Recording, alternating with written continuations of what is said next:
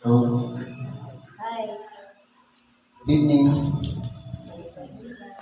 Sa pangalan po ng dakilang Panginoong Jesucristo, isang mapagpalang gabi sa bawat isa. Dito po tayo sa paaning pagpapasalamat na ginaganap natin tuwing ikatlong linggo bawat buwan. Ang ating pong tatalakayin o bibigyan ng buhay ayon po sa Mateo, Kapitulo 7, versikulo 14 hanggang 23. Pero po, ang nakalagay sa 14 ay meron po siyang karugtong. Sabi sa 14, kapagkat makipot ang pintuan at makitid ang daang patungo sa buhay. Para maunawaan natin yung makipot na pintuan, meron po sa 13, ayo'y magsipasok sa makipot na pintuan. Na kumbaga, ito ay sinabi ng ating dakilang Panginoon na kinakausap niya ang mga taong nakapaligid sa Kanya na magsipasok sa makipot na pintuan. Halimbawa po, bawat isa sa atin ay gustong baguhin ang sarili, gustong magsisi, magbalik loob sa Diyos. Pero halimbawa, merong tao na gusto natin magbago ang kanyang pagkatao. Wala tayong karapatan para baguhin siya. Dahil hindi sinabi na ipilit ninyong ipasok sa pintuan, kundi magsipilit kayo. Kundi, ibig sabihin, bawat isa ay gagawa ng sarili niyang pamamaraan upang makapasok doon sa makipot na pintuan. Kaya po, tayong lahat ay binigyan ng Diyos ng kalayaan, pumili. Kapagkat, sabi dito, maluwag ang pintuan at malapad ang daan patungo sa pagkapahamak at marami ang dooy magsisipasok. Ang tanong, sa papaanong paraan ba nakakapasok sa malapad na daan ang mga tao? Na kung titignan natin, ang makipot na pintuan, ito na yung pamumuhay nating mga tao na marami ng limitasyon. Na kumbaga dati, malaya nating nagagawa, pero dahil sa mga kautusan, dahil sa mga panuntunan o mga batas, ito po ang nagtuturo sa atin para limitado na ang ating mga galaw. Ito po yung makipot na pintuan.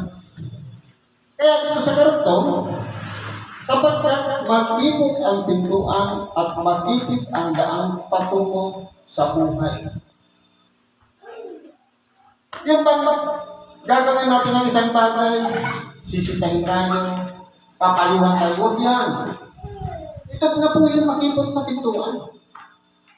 May taga-remind, may taga-pagpaalala, minsan ang ating kapwa, minsan naman yung Espiritu mismong nananahan sa atin. Yung budhi natin, ang siyang nagkukontrol upang hindi natin magawa ang mga bagay na hindi nakalulugod sa paningin ng Diyos. Kaya po, kung titingnan natin, bawat isa sa atin, binibigyan ng kalayaan, meron tayong choice kung ano yung pipiliin natin. Kaya, hahatulan tayo, dipindi po kung ano yung ginawa natin. Paano naman yung paghatol? Yung salitang ipinahayag o ipinangaral sa atin, doon tayo hahatulan. Kaya kung halimbawa, nagawa mo na, sama ka na doon sa hatulan. Maliban lang kung iyong pagsisihan at magbalik loob ka o magpanumbalik sa Diyos, pagkakalooban ka ng kapatawaran. Ganun po yun. Kaya huwag natin isipin yung kalayaan ito ay gagamitin natin upang magawa natin ang gusto natin. Kasi mula nang magpasakop tayo sa Diyos, dapat ang nilalakaran natin, limitado na lahat. Meron ng hangganan sa makatuwid bagay, anumang paglabag kung hindi pagsunod sa kalooban ng Diyos. Tayo po rin po ang magkakasala. Sabi dito, mag-ingat kayo sa mga bulaang propeta. Ano yung sabi? Maraming tao nakapaligid sa kanya, sinasabihan ng ating dakilang Panginoon, mag-ingat kayo sa mga bulaang propeta. Ibig sabihin, marami. Kasi mga. Ano pong ibig sabihin ng ating dakilang Panginoon? Yan ba'y nasa loob mismo ng iglesia? O yan ba yung nasa labas? Ang sabi dito, magsisilapit. Ibig sabihin, mula sa malayo, papalapit sa atin. Na para mag-uudyok sa atin, na kumbaga yung pananaw natin, yung pananampalataya natin, babaguhin sa pamamagitan ng mga bulaang propeta. Kasi kung sabi dito, na nagsisilapit sa inyo na may damit tupa. Ibig sabihin, galing sa malayo, lumalapit sa atin para tinuturuan tayong baguhin yung ating pananaw sa pananampalataya. Paano yung pagkakakilanlan nila? Sabi dito, sa kanilang mga bunga ay inyong mga kikilala sila, nakapuputi baga ng ubas sa mga tinikan, unang mga igos sa mga dawagan. Yan po ang tanong. Kaya po kung titingnan po natin, lumalagay po sa sitwasyon na dapat yung pagkakilanlan ng bulaang propeta dapat umaangkot po doon sa kanyang sinasabi ang kanyang mga ginagawa. Kasi po, mga bulaan nga eh. Kumbaga, naghihikayat din sila. Kasi dalawa po kasi ang lumalakad dito sa ibabaw ng sanglibutan. Isang bulaan at isang totoo. Ang tanong, tayo ba yung naka-encounter na ng mga bagay na ito? Na minsan, okay na yung pananampalataya natin, nagtitiwala na tayo sa Diyos, kilala na natin si Kristo, kinikilala din natin ang ating Ama na sa langit. Pero merong lumapit sa atin na gustong baguhin yung pananaw natin yan. Ngayon, kung sumasalungat sa aral yung pagtuturo, marami, ito na yung mga bulaang propeta. Nang sabi dito, sa loob ay mga lubong maninila. Kaya halimbawa, paglapit sa atin, dati okay na yung buhay natin.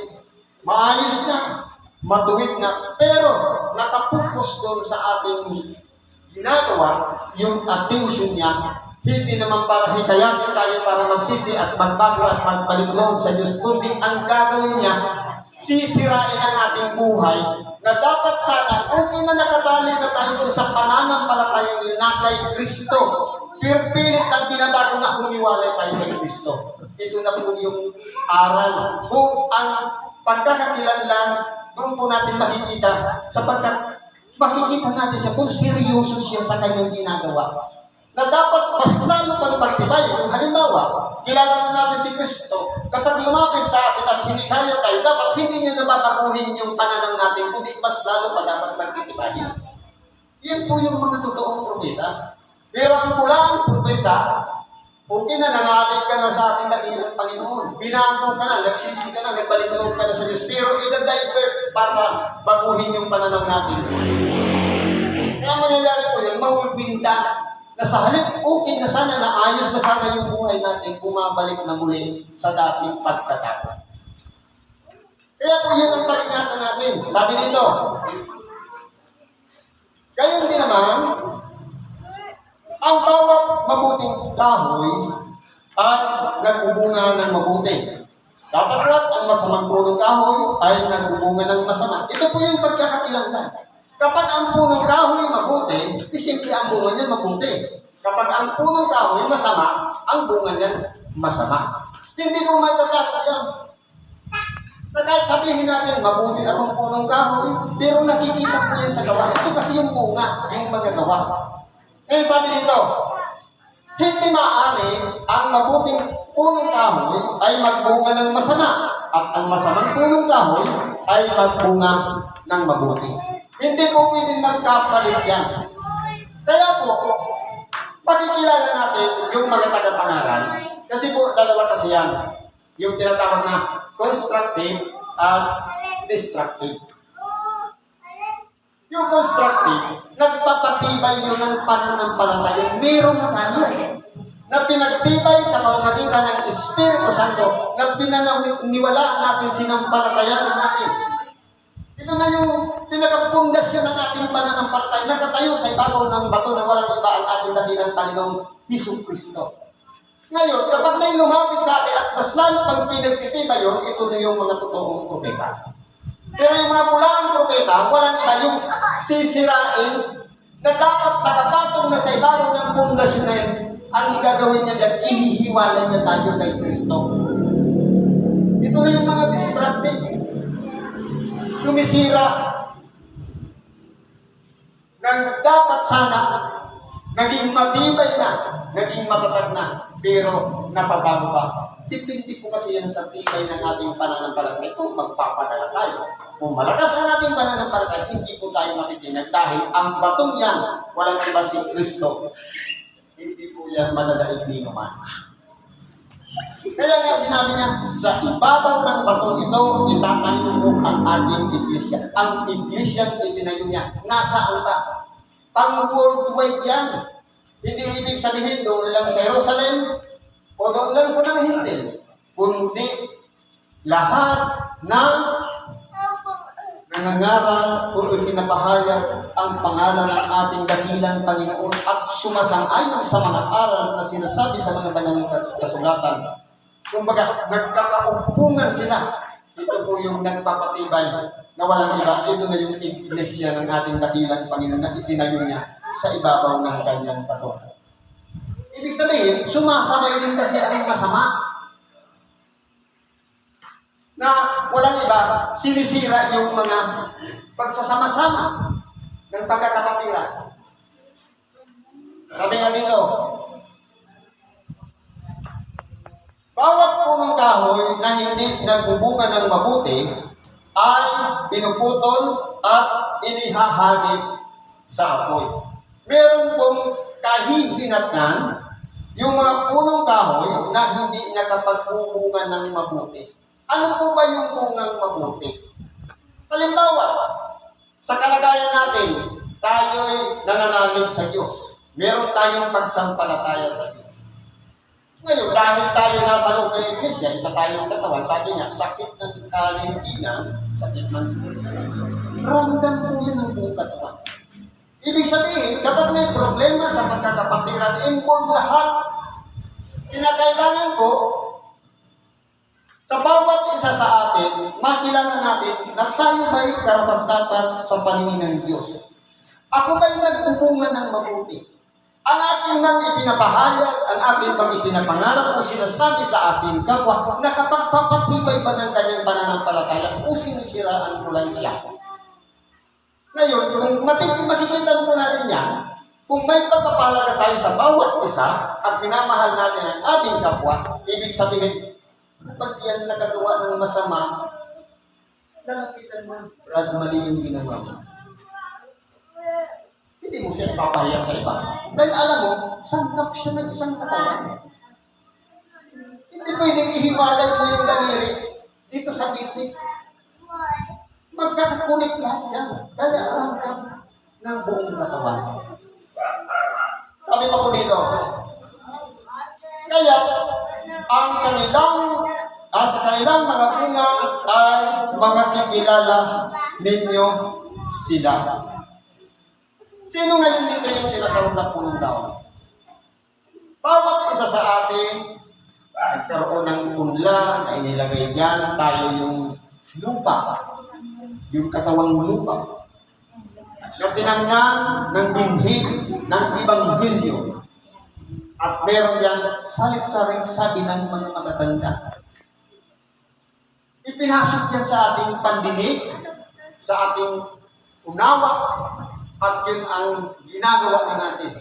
Ngayon, kung ano yung pananalig natin o paniniwala natin, ito na yung butil na tumubo at lumaki, ito na yung pagkatao natin. Kaya kung ang attitude natin, manira ng kapwa, ito yung naitanim na butil. Kaya ito yung punong kahoy. Kung masama yung butil, ang bunga niyan masama rin. Kung gagawin mo yan, focus ka lang doon sa ugali ng kapwa mo. Kasi yun lang naman ang trabaho ko eh. Ang mangyayari niyan, nabuhay tayo sa masamang hindi na itinanim sa atin. Sabi pa po dito, hindi ang bawat nagsasabi sa akin, Panginoon, Panginoon, ay papasok sa kaharian ng langit, kundi ang gumaganap ng kalooban ng ating Ama na nasa langit. Ibig pong palang sabihin, masama man o mabuti tumatawag sa Panginoon. Mas mapalad pala yung masama tumawag sa Panginoon dahil kapag nagsisisya, sabi niya, mas madali pang makapasok itong mga masamang babae at malinigin ng buwis sa butas ng karayo. Sapagkat kung titingnan po natin, sila napakalaki ng kanilang pagkakasala. Kapag iyan po ay nakipag-reconcile at humingi ng tawad sa Diyos, malaki yung pagpapatawad at tatanggapin na yan. Kumpara doon sa mga matutuwid na. Dahil ano ba ang ihihingi mo ng tawad kung sa inaakala natin matuwid na tayo? Kaya po sabi dito, hindi ang bawat nagsasabi. Bawat, ibig sabihin, lahat tayo tumatawag sa pangalan ng Panginoon. Huwag natin iisipin na nakapasok na tayo sa kaharian. O kung pinag-aharian na tayo ng kaharian ng langit. Sapagkat kapag sinusunod natin ang kalooban ng ating Amang nasa langit, sabi sa panalangin, mangyari nawa ang iyong kalooban. Ngayon, ang kalooban ng Diyos, sabi, huwag ninyong pabayaan ang inyong mga pagkakatipon. Kung nag-absent ka, hindi mo nasunod yung kalooban. Kasi ang nasunod mo, sarili mo. Kasi kung ang kalooban ng Diyos, walang iba, sa bawat pagtitipon, nandoon dapat kasama ka sa pagluluwalhati niya ng kanyang pangalan. Dapat involved tayo. Pero kung halimbawa, na-miss natin, hindi tayo nakapag-attend sa araw na gawain, nasunod natin yung sarili nating kalooban. Imposible kong sabihin natin, nasunod ko yung kalooban ng Diyos. Kasi po, ang kalooban ng Diyos, walang iba. Gawin, sundin ang kanyang kalooban. Na walang iba, kasama tayo sa kawan. Ba't tayo malayo sa kawan? Ibig sabihin, kinikilala natin sa ating sarili na hindi tayo kabilang sa kawan. Kaya kung titingnan po natin dito, Panginoon, papasok. Pagkapapasok pa sa ating puso. Ngayon, ang batayan dito, kapag ginaganap natin ang kalooban ng ating Amang nasa langit. Halimbawa, masama ang panahon. Kapag kalooban ng Diyos, hindi balakid yung panahon, pupunta ka. Dahil, yun ang nakataksa. Pero, kung mayroong pagsasaalang-alang, dapat mabasa ako, wala akong pamasahe, wala akong time, may gagawin na to, may lakad ako. Ibig sabihin, alin ba kayong nasunod doon? Yung kalooban natin o kalooban ng ating Amang nasa langit? Kasi po, kung sarili natin kalooban, tayo yung magpapasya. Doon po tayo nagkakasala sa pagpapasya. Kasi po, sabi sa Bicol, ang surugo ng Diyos, mahinunod. Ibig sabihin, saan ka man dalhin? Kasi po, nung maalala natin yung mga sinugo ng ating dakilang Panginoon, yung 12 alagad, hindi nilang kontrolado ang sarili nila kung saan sila pupunta. Dahil Espiritu ang magdadala sa kanila kung saan sila paroon. Ganun po ang servant ni Lord. Handang isacrifice ang sariling oras, trabaho, panahon, alang-alang sa pangalan ng ating dakilang Panginoon Hesus Kristo. Halimbawa, delikado yung lakad mo. Baka mapahamak ako doon. Alam mo kung saan napupunta yung mga nangamatay sa pangalan ni Kristo? Nasa ilalim ng dambana. Iniingatan ng Diyos yan. Kung takot tayong mamatay, pinitira ko, hindi mo pwedeng magpahayag. Kung kalooban ng Diyos, kung maalala natin si Propeta Jonas, alin ba yung sinunod niya? Sinubo siya, mangaral sa Ninive, pero anong ginawa niya? Sinunod niya ang kanyang sariling kalooban. Tinutulan niya yung pagsubok sa kanya para mangaral. Anong ginawa niya? Kasi gumawa ng pamamaraan sa pamamagitan ng malaking isda, iniluwa siya ngayon doon sa lugar na kung saan doon siya sinusubok. Dahil sa takot, at nagkaroon pa ng problema doon sa kanyang sinagyan na dinalaw ng punos. Kaya ano ginawa? Pinagahagis nila sa dagat yung lahat ng mga laman ng kanilang sasakyan para lamang makausap. Tapos sabi, magsitawag na kayo sa inyo yung mga Panginoon.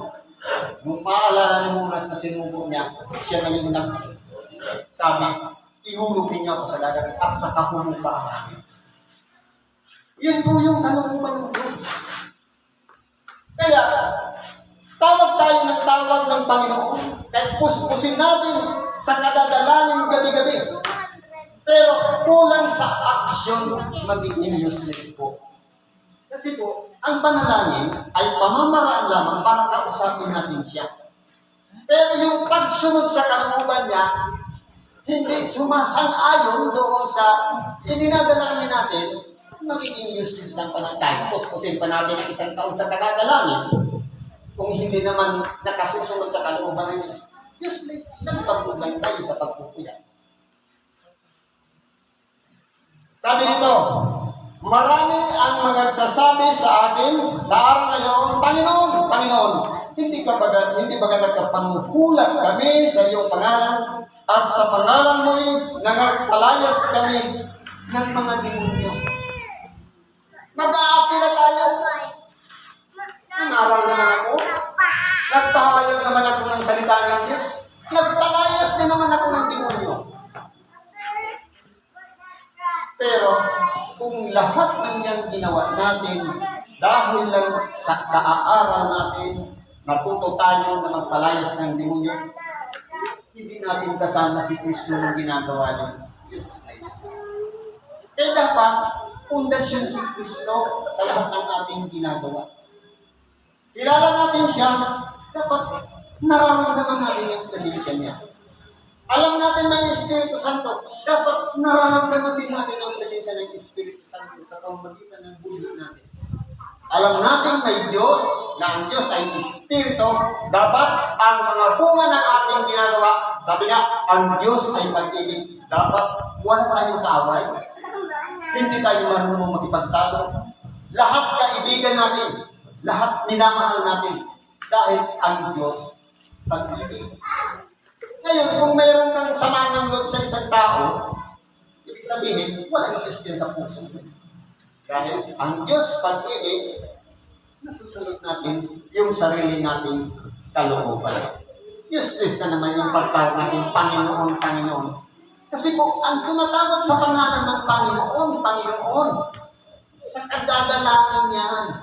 Kaya mo siya tinatawagan ng Panginoon. Pero kulang sa pagsunod, sa kalooban, useless din ang ating mga ginagawa. Ngayon, hindi po pwedeng ikatwira natin na nakapanghulat tayo. Ang tanong, naka-record ba yung ginawa natin? Kasi kung halimbawa, nangaral lang naman tayo, dahil sa sarili ng nating kakayahan, lakas at natutunan, hindi natin naramdaman yung presensya ni Kristo, disconnected tayo sa Kanya, hindi yung naka-record. Kahit nangaral tayo, nagpalayas ng demonyo, burado yan. Kabuhay na mag-ulit sa mga patay, wala tayong reward na tatanggapin dahil disconnected. Kahit presensya ng Espiritu Santo wala. Kaya hindi siya on the record. Ano yung reward na aasahan natin? Sabi dito, sa panghuli,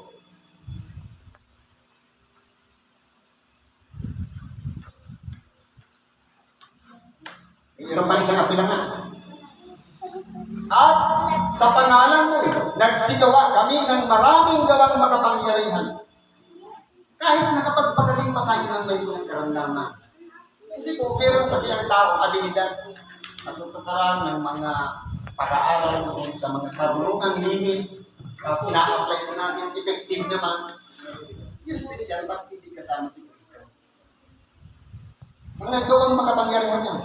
At kung magkakayo'y ipahahayag ko sa kanila, kailan may hindi ko kayo nakakilala, magsilayo kayo sa akin, kayong manggagawa ng katampalasan. Kaya po, ano po ba ibig sabihin ng gawang katampalasan? Walang iba yung pagtutol natin sa kalooban ng Diyos. Kasi po, kung tayo po ay tinatawag templo ng Diyos, dapat po sikapin natin sundin lagi ang kanyang kalooban. Ano man ang ating ginagawa, may nasasakripisyo man tayo, mga trabaho, ginagawa, oras, panahon, pagkaminsan niyang mga bagay na pansarili na naisasakripisyo natin, kahit pamilya, alang-alang lamang sa pagsunod sa ating dakilang Panginoon. Dapat doon po tayo mabuhay. Kasi po, kung nalalapad natin na parang sinusuwag na natin yung kalooban ng Diyos, ito yung tinatawag na katampalasan. Kaya, kung titingnan po natin, bawat isa sa atin ay tinuturuan na sundin ang kanyang kalooban. Di ba gabi-gabi natin dinadalangin ang mga namin? Mangyari naman yung kalooban kung paano sa langit, gayon din sa lupa. Sa langit, may reklamador? Sa lupa, marami. Sa langit, may gumagawa ng masama? Wala. Dito, meron. Kaya po ang problema, ngayon, bawat punong kahoy makikilala sa kanyang bunga. Ibig sabihin, kapag ang punong kahoy niyan masama na ang bunga, kinakailangan natin layuan. Sapagkat baka mahawak pa tayo. Pero hindi naman dapat natin husgahan. Dahil wala tayong karapatan mag-husga. Diyos lamang ang husga sa pamamagitan ng mga salitang kanya ipinahayag sa atin. Tayo hatong lang base sa ating mga gawa sa pamamagitan ng Ebanghilyong ating tinanggap. Kaya nga, kung titignan natin, mas maigi pa yung kunti lang yung napakinggan ng Ebanghilyo, kunti lang yung alam, kasi kung ano lang yung alam niya, yun lang yung pagbabasaya ng pagkakul sa kanya. Marami ka ng nalalaman. Ngayon, mas malaki yung pagbabasaya ng pagkakul dahil alam mo natin lahat. Kaya, hindi ginawa mo to. Alam mo yan, ibig sabihin, hindi natin pwedeng ikailayan sa Diyos. Alam niya kung ano ang laman ng ating mga puso. Kaya po, sa oras na ito, tinuturuan tayo dito ng ating dakilang Panginoon. Magpasabot, mag-surrender, at sumunod sa kanyang kalooban. Para kung tayo man napagtaniman ng masamang butil na nabuhay tayo doon, naway mabago pa sa pangalan ng ating dakilang Panginoon sa pamamagitan ng pagsisisi at pagbalik loob sa Diyos na baguhin tayo ng ating pagkatao at mabuhay tayo sangayon sa kanyang kalooban. Ito po yung mabuting balita na kinakailangan natin gawin sa ating pang-araw-araw na pamumuhay. Kasi po, sabi nga, ang punong kahoy na masama, nagbubunga ng masama. Pero kapag nagbunga na ng masama, titingnan natin, santol, nagbunga ng santol, mangga, nagbunga ng mangga. May pakialam ba yung puno ng santol sa bunga ng mangga kung hindi siya nahinog? Ito wala. Sa dalawang tao, kapag yung isa nagbunga ng masama, wala kang pakialam kung masama yung bunga niya. Ang hahatol ang salita ng Diyos. Ang iba, yung palagi natin napapakinggan, hatulan. Hindi sa pamamagitan natin, masama yung gawa mo. Ay karapatan. Dahil kahit ang tingnan mo ang mga punong kahoy, wala silang pakialam sa kapwa punong kahoy. Kaya ang gawin natin, magbunga tayo ng magbunga. Kung mabuti na yung punong kahoy na nariyan sa puso natin, pamungahin natin yan ng marami. Nang sa ganoon, mapakinabangan din naman yung ating pamumuhay dito sa ibabaw ng sanlibutan na hindi na sayang hanggang sa huling hininga ng ating buhay na walang iba. Gamitin itong pagkakataon na mabuhay dito sa ibabaw ng sanlibutan na makatulong sa kapwa, maramdaman ng ating kapwa ang pagpapahalaga natin sa kanila. Kung sila man ay nagkakamali dahil hindi pa nila alam ang salita ng Diyos, ibahagi natin ang salita ng Diyos. Turuan natin silang magsisi at magbago na yan ay makasama natin. Kasi kung ang lingkod ng Diyos, may pagpapahalaga sa bawat isa. Pero kung halimbawa, tinitingnan lang natin, sarili natin, tapos wala tayong pakialam sa iba, ano natin sasabihin na pinagaharian tayo ng Diyos? Walang pag-ibig na nananay dyan sa ating mga puso. Kaya dapat ang umiral dyan, pag-ibig sa kapwa, pagsunod sa kalooban ng Diyos. At pinagalanan yung punong kahoy na yan, dapat masipsip niya lahat yung mga sustansyang ipinangangaral ng mga salita ng Diyos para mula sa puti, mamulatlat, magbunga at patuloy na magbunga. Nanaway na maging isa tayo doon sa karapat-dapat na punong kahoy na tinatawag na maputi. Siguro po hanggang dito na lang ang pakikibagi natin sa oras nito. Salamat po sa Diyos. At anuman po ang ating kahilingan sa Diyos ipagkalumuha sa gabi ito sa pangalan ni Kristo. Salamat at mapagpalang gabi sa bawat isa.